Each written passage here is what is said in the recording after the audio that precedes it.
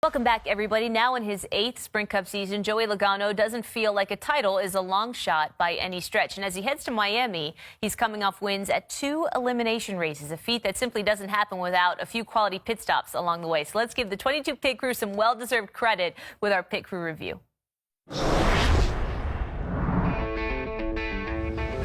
Hey, I'm Zach Price, rear tire changer on the number 22 car. We just had an awesome race today. Locked ourselves in for the championship run at Homestead. Joey Logano comes to Phoenix wanting to make sure he gets to the championship 4. He does it with a win. Can't say enough about this race team. You guys did a great job today. Joey drove awesome. The last restart was just phenomenal. Can't say enough about this team. Proud to be a part of it, and looking forward to next week. Let's get to Homestead, boys.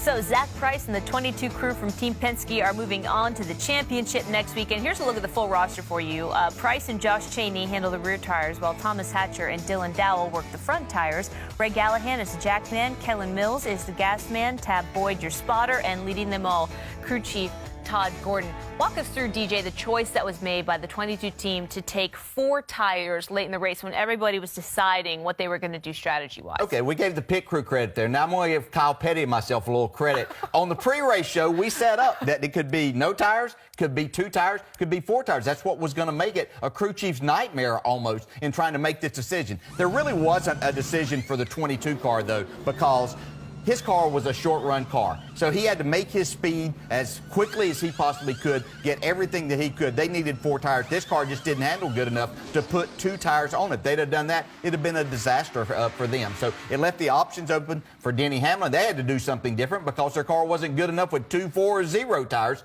to go past the people they needed to. And so Matt Kenseth, who had a really good handling race car, could afford to take the 2 tires knowing exactly what that was going to give him. Kyle, am I hearing this correctly? Did you make a prediction that came to fruition before the race actually happened? Let's clarify that. Dale made the prediction, Exactly. and I nodded. That's what I thought. That's my contribution. Yes. But he's exactly right. I think when you look at it, Denny was in a position where they couldn't run with anybody, any of the contenders. They were really struggling. So they had to swing big. So they went with no tires. Matt and those guys knew they were fast enough that they could make something happen with 2 tires. And that's what Kenseth and those guys did.